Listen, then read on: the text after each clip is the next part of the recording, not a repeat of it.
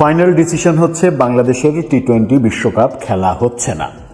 সরকারকে আজকে বিকেল 5টার মধ্যে এটা জানিয়ে দিতে হবে। সরকার তো আর জানাবে না, জানাবে বিসিবি, কিন্তু সরকারের বার্তা পিয়নের মতো তারা পালন করে আইসিসিকে জানাবে। আদতে এই বিসিবির মেরুদণ্ড বলে কিছু নাই। বাংলাদেশ ক্রিকেট ধ্বংসের সর্বোচ্চ যে প্রক্রিয়া, সেই প্রক্রিয়া একেবারে সুকৌশলে সমবেতভাবে সমষ্টিগতভাবে তারা সম্পন্ন করে ফেলেছে। আইসিসি গতকালকেই যে ভোটাভুটি করেছিল, সেই ভোটাভুটিতে বাংলাদেশ মাত্র একটা ভোট পেয়েছিল। তাও আবার বিভিন্ন সূত্র এটাও বলছে যে সেই একটা ভোট অবশ্যই পাকিস্তানের, কারণ পাকিস্তান তো আমাদের বড় ভাই, বড় ভাইরা ছাড়া কেউ ভোট দেয়নি। এবং সব থেকে দুঃখের ব্যাপার হচ্ছে যে জিম্বাবুয়ে পর্যন্ত বাংলাদেশকে ভোট দেয়নি। পাকিস্তান একটি চিঠি লিখেছে আইসিসিকে, এরকম খবর বাংলাদেশে ছড়িয়ে পড়েছিল। সেই চিঠিতে তারা নাকি আইসিসিকে জানিয়েছে, বাংলাদেশকে যদি তোমরা, আমাদের ছোট ভাইদের যদি তোমরা খেলতে না নাও, তাহলে বড় ভাই হিসেবে আমরাও বিশ্বকাপ বয়কট করব। কিন্তু পাকিস্তানের সেই চিঠিতে এরকম কোনো কিছুই লেখা ছিল না। ভোটাভুটি হলো 16টি যে স্থায়ী সদস্য আইসিসির, তাদের মধ্যে ভোটাভুটি হলো। বাংলাদেশ পেল মাত্র এক ভোট পাকিস্তানের। তার মানে ক্রিকেট কূটনীতিতে বাংলাদেশ কত তলানিতে নেমেছে, সেই পাকিস্তানের এক ভোটও পেয়েছে এই বর্তমান সরকার, ইন্টারিম সরকার। তাদের সঙ্গে পাকিস্তান সরকারের দহরম মহরম সম্পর্ক। সেই সম্পর্কের ভিত্তিতে সরকার টু সরকার কানেকশন তৈরি করা হয়েছে। কানেকশন তৈরি করে পাকিস্তানের ভোটটা অর্জন করতে পেরেছে তারা। কিন্তু ক্রিকেট কূটনীতিতে আমরা এতটা পিছিয়ে তো থাকার প্রশ্নই আসে না। আমরা অনেক ভালো জায়গায় ছিলাম। ক্রিকেট কূটনীতিতে আমরা একটা উচ্চ পর্যায়ে ছিলাম, যেখানে আমাদেরকে পাকিস্তান তো আগে থেকেই সাপোর্ট করতো। সম্পর্ক, দেশের সম্পর্ক যদিও ভালো ছিল না, তারপরেও Bharat, Pakistan, England, Australia, New Zealand, West Indies, Zimbabwe, এই দেশগুলো অল টাইম কিন্তু আমাদেরকে সাপোর্ট করে এসেছে। এখন এসে দেখা যাচ্ছে বর্তমান ক্রিকেট বোর্ডের এমনই বেহাল দশা হয়েছে, এরা ক্রিকেট কূটনীতিতে এতটাই পিছিয়ে গেছে যে একটা মাত্র ভোট, আইসিসির ভোট হলে সেখানে পায়, সেই ভোটটা হচ্ছে পাকিস্তানের। কি হতে চলেছে, আজকে কি সিদ্ধান্ত জানাবে বিসিবি? সর্বশেষ সরকারের সঙ্গে গত গভীর রাতে বিসিবির একটা বৈঠক হয়েছে। সেই বৈঠকেই বা কি হলো, সরকারের পক্ষ থেকে কি বলা হচ্ছে, বিসিবি সভাপতি কি বলছেন, বাংলাদেশ ক্রিকেটের ভবিষ্যৎ আদৌ কিছু আছে কিনা, চলুন একটু জেনে দেখবো এই ভিডিওতে। সম্ভবত বিশ্বকাপ কেন্দ্রিক এটাই শেষ আলোচনা হবে। এরপরে আর টি-20 বিশ্বকাপ কেন্দ্রিক আর কোনো আলোচনা থাকবে না, যেহেতু বাংলাদেশ টি-20 বিশ্বকাপ খেলছে না। কারণ খেলার একমাত্র শর্ত, যদি খেলতে চাও আজকে বিকেল 5টার মধ্যে জানিয়ে দাও যে তোমরা ভারতে গিয়েই খেলবে। বলছিলাম গতকালকে আইসিসির সভা হয়েছে, সেই সভায় স্থায়ী সদস্যরা সবাই উপস্থিত ছিলেন এবং বাংলাদেশের ক্রিকেট বোর্ডের সভাপতিও উপস্থিত ছিলেন। ভার্চুয়ালি সবাই কানেক্টেড ছিলেন। সেখানে ভোটাভুটিতে বাংলাদেশ হেরে গেছে। আইসিসি তারপরে একটা বিজ্ঞপ্তি দিয়েছে যে এই বাংলাদেশ ব্যাপারে কি সিদ্ধান্ত নিল, কেন সিদ্ধান্ত নিল, এই ব্যাপারটা আমরা কিন্তু খুব একটা কেউই পরিষ্কার ছিলাম না। আজকে আমরা পরিষ্কার হওয়ার চেষ্টা করব যে আইসিসি কেন বাংলাদেশের বিরুদ্ধে সিদ্ধান্ত নিল এবং সিদ্ধান্ত নিয়ে সেটা ভোটাভুটিতে গেল। আইসিসির সভাপতি জয় শাহ, তিনি ভারতীয় বলে তিনি একা সিদ্ধান্ত নিয়েছেন, ব্যাপারটা সেভাবে আর বর্ণনা করার কোনো উপায় নেই। অর্থাৎ আইসিসি মানেই ভারতীয় ক্রিকেট বোর্ড, এই ব্যাপারটা বলে আর পার পাওয়ার উপায় নেই, যেহেতু সমস্ত পাকিস্তান ছাড়া সব দেশ বাংলাদেশের বিরুদ্ধে ভোট দিয়েছে। গণমাধ্যমের এই শিরোনামটা দেখলেই বুঝতে পারবেন, সেখানে বলা হচ্ছে বাংলাদেশের অনুরোধ না রাখার কারণ জানালো আইসিসি। কি কারণ? আইসিসির সংবাদ বিজ্ঞপ্তিতে বলা হয়েছে, বাংলাদেশ দলের নিরাপত্তা মারাত্মকভাবে ঝুঁকির মুখে ফেলতে পারে এমন কোনো স্বাধীন নিরাপত্তা মূল্যায়ন না থাকায় আইসিসির পক্ষে ম্যাচ স্থানান্তর করা সম্ভব নয়। অর্থাৎ বাংলাদেশ যে অভিযোগ করছে ভারতে তারা নিরাপদ নয়, তাদের খেলোয়াড়রা নিরাপদ নয়, সেটা আইসিসি তদন্ত করে খুঁজে পায়নি। তারা বলছে এতে অন্য দল ও বিশ্বব্যাপী সমর্থকদের জন্য বড় ধরনের লজিস্টিক ও সূচিগত জটিলতা তৈরি হবে। একই সঙ্গে এমন নজির তৈরি হবে যা আইসিসির শাসন ব্যবস্থার নিরপেক্ষতা, ন্যায্যতা ও সততাকে ক্ষুণ্ণ করার ঝুঁকি তৈরি করবে।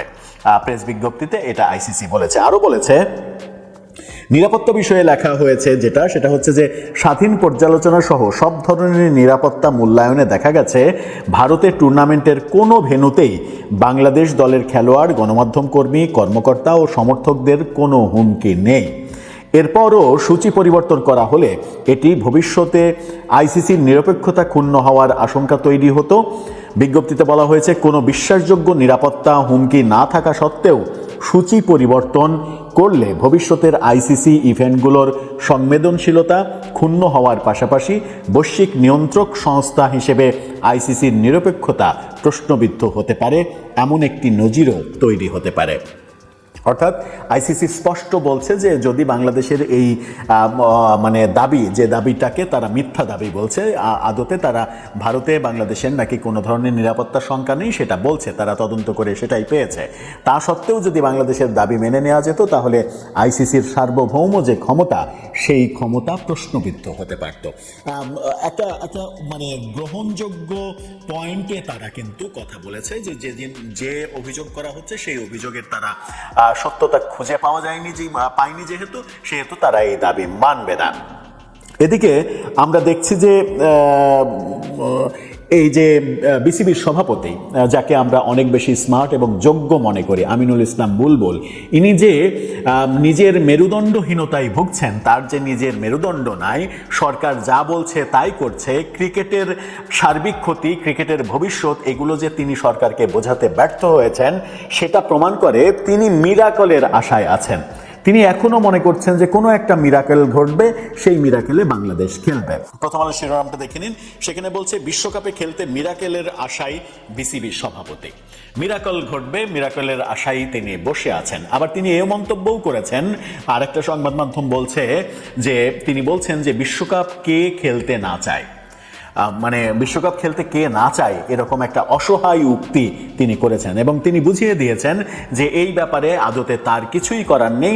সরকার গো ধরে বসেছে তার কথায়, অর্থাৎ আসিফ নজরুলের কথাই বাংলাদেশের ক্রিকেটের ভাগ্য নির্ধারিত হবে। আসিফ নজরুল যা বলবেন তাই হবে এবং সেই আসিফ নজরুলের সঙ্গে গত রাতে বিসিবি বৈঠক করেছে, এরকম খবর একটি গণমাধ্যম নিশ্চিত করেছে। সেই বৈঠকে সর্বশেষ কি সিদ্ধান্ত হলো সেটা এখন পর্যন্ত আমাদের কাছে এসে না পৌঁছালেও এটা অন্তত স্পষ্ট করে বোঝা যায়।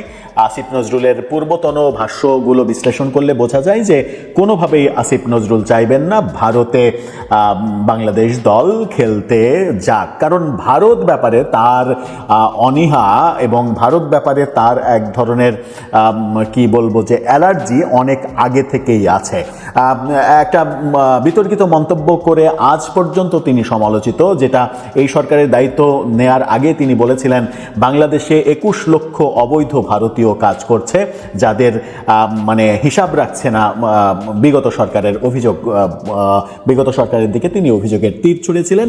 এই সরকারের দায়িত্ব নেয়ার পরে তাকে যখন এই প্রশ্ন করা হয়েছিল যে সেই 21 লক্ষ কোথায়, আপনি দায়িত্ব নেওয়ার পরেও আপনার সরকার কেন ধরে ধরে তাদেরকে ভারতে পাঠাচ্ছে না, তখন তিনি কোনো সদুত্তর দিতে পারেননি। সুতরাং ভারত ব্যাপারে তার অ্যালার্জি আছে।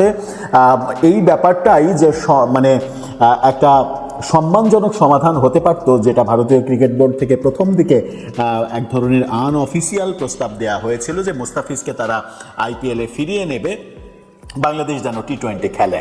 তখন যদি এটাকে মুস্তাফিজকে ফিরিয়ে নেবে এটা ভারতের একটা বড় পরাজয়, এটাকে পুঁজি করে এখানেই আমাদের উইন, এইভাবে যদি বাংলাদেশ খেলতে রাজি থাকতো তাহলে আজকের এই সিচুয়েশনে ব্যাপারটা আসতো না। আবার ব্যাপারটা আরো ক্লিয়ার হয়, সরকারের একজন উপপ্রেস সেক্রেটারি আজাদ মজুমদার, তিনি গণমাধ্যমের সঙ্গে সাক্ষাৎকারে, সময় টেলিভিশনের সঙ্গে সাক্ষাৎকারে তিনি বলেছেন কি অদ্ভুত ব্যাপার, ক্রিকেট সম্পর্কে কোনো ধরনের কোনো জ্ঞান না থাকলে যা হয়, তিনি বলছেন কি বাংলাদেশ ক্রিকেট বোর্ডের হয়তো আর্থিক কিছু ক্ষতি হবে, তাছাড়া কিছুই হবে না। তার ইয়েতে যে কয়েক টাকা ক্ষতি হবে, তাছাড়া কিছুই হবে না। বাংলাদেশের ক্রিকেট যে ধ্বংসের মুখে যাবে সেটা তিনি কল্পনাই করতে পারছেন না, তিনি বিশ্বাসই করছেন না। বাংলাদেশের ক্রিকেট যে ধ্বংস হয়ে যাবে তার প্রমাণ তো গতকালকে আইসিসির বোর্ড মিটিংয়ের ভোটাভুটি, যেখানে পাকিস্তান ছাড়া কেউ ভোট দেয়নি, এমনকি জিম্বাবুয়েও ভোট দেয়নি, আফগানিস্তান ভোট দেয়নি। আমরা তো এর আগে ভাবছিলাম যে যে জিম্বাবুয়েকে বারবার বাংলাদেশ সুযোগ দিয়েছে, যখনই তারা খারাপ ফর্মে থেকেছে বাংলাদেশ সুযোগ দিয়েছে যে আমাদের দেশে আসো খেলো, অন্যরা তার সঙ্গে খেলতে চায়নি, বাংলাদেশ বারবার সুযোগ দিয়েছে, সেই জিম্বাবুয়ে অন্তত বাংলাদেশকে ভোট দেবে, সেই জিম্বাবুয়েও কিন্তু ভোট দেয়নি।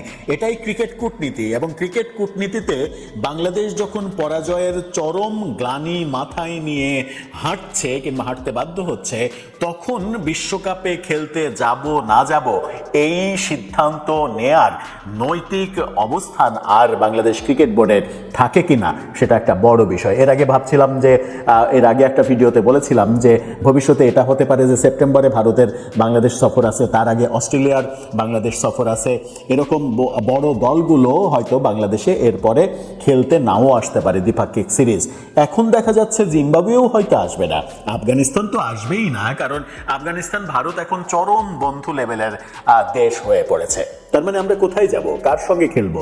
শুধুমাত্র পাকিস্তানের সঙ্গে খেলবো? আবার আজাদ মজুমদার যখন বলছেন যে ক্রিকেট বোর্ডের আর্থিক সামান্য ক্ষতি হবে, কিছু ক্ষতি হবে, এছাড়া কিছুই হবে না, ঠিক এইরকম মন্তব্য করেই কিন্তু শোকজ খেয়েছিলেন এই ক্রিকেট বোর্ডের পরিচালক এম নাজমুল। তিনি বলেছিলেন কি, তিনি এই বিষয়ে বলেছিলেন যে বিশ্বকাপ না খেললে বিসিবির কিছুই হবে না, ক্ষতি একটু আধটু যেটা হবে সেটা হচ্ছে খেলোয়াড়দের ক্ষতি হবে, তারা যে মানে ম্যাচ ফি পায় সেই ম্যাচ ফিটা হয়তো পাবে না, এই ক্ষতিটা তাদের হবে, ক্রিকেট বোর্ডের কিচ্ছু ক্ষতি হবে না বিশ্বকাপ না খেললে। এই রকমের অথর্ব লোকজন বাংলাদেশের ক্রিকেট বোর্ডের দায়িত্বে রয়েছে। এখন বিষয় হচ্ছে যে সিদ্ধান্ত তো মোটামুটি ফাইনাল, মানে এটা আনুষ্ঠানিকভাবে জানানো মাত্র, মেল করা মাত্র যে আমরা বিশ্বকাপ থেকে নিজেদেরকে কুইট করে নিচ্ছে। তার মানে বাংলাদেশ বিশ্বকাপ, এবারের বিশ্বকাপ খেলছে না। 7 ফেব্রুয়ারি থেকে যে বিশ্বকাপ শুরু হচ্ছে সেই বিশ্বকাপে বাংলাদেশ যাচ্ছে না। পরে কি হবে পরেরটা পরে দেখা যাবে, কিন্তু এর পরে যা হবে, এই যে ক্রিকেট কূটনীতিতে পরাজয় হলো এবং চরমতম পরাজয় হলো, লজ্জার পরাজয় হলো, এই পরাজয়ের পরেও এই ক্রিকেট বোর্ডের কিংবা ক্রিকেট কর্তাদের আদৌ কি দায়িত্বে থাকার কোনো ধরনের অধিকার আছে? আবার এই ক্রিকেট কর্তারা যদি মনে করেন যে সরকারের দ্বারা বাধ্য হচ্ছে তারা এরকম অবস্থায় আসতে, তাদের যদি কিছুই করণীয় না থাকে, তাদের যদি অন্তত একটা মেরুদণ্ড থাকে, তাহলে তারা পদত্যাগ করলেই পারে। স্পষ্ট বলে দিল যে আমি এটা পারছি না, আমি সম্মান নিয়ে এখান থেকে সরে পড়লাম, পদত্যাগ করলেই হয়। পদত্যাগও করবেন না, তাহলে কিভাবে বোঝাবেন যে আপনাদের মেরুদণ্ড আছে? আপনাদের মেরুদণ্ড আছে এটা প্রমাণ করার এখন একটাই উপায়, আপনি যদি মনে করেন যে আপনাদের বোঝানোটা সরকার বুঝছে না কিংবা আসিফ নজরুলকে বোঝানো যাচ্ছে না, তাহলে আপনি পদত্যাগ করেন।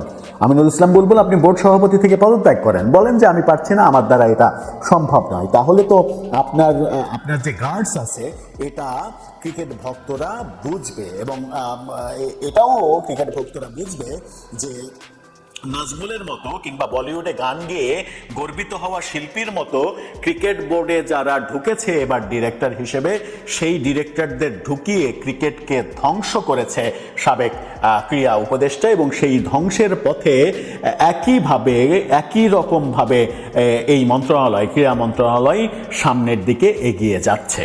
এখান থেকে আমাদের বোধহয় কোনো মুক্তি নেই। আগামী বিশ্বকাপে আমাদের অন্য দেশের খেলা দেখার দর্শক হয়েই থাকতে হবে, আমাদের লাল সবুজের পতাকা উড়বে না, আমাদের লিটনরা খেলবে না এবং তারা ঘরে বসে থাকবে, তাদের তো কোনো ক্ষতি হবে না। ওই ম্যাচ ফি যা পেত সেটা পাবে না, এটুকুই ক্ষতি। ক্রিকেট বোর্ডের তো কোনো ক্ষতিই হবে না, আর তারা কোনো ক্ষতিপূরণও পাবে না, কারণ হচ্ছে যে তারা যখন খারাপ খেলে তখন তো আর বিসিবি বলে না যে তুই টাকাটা ফেরত দিয়ে যা।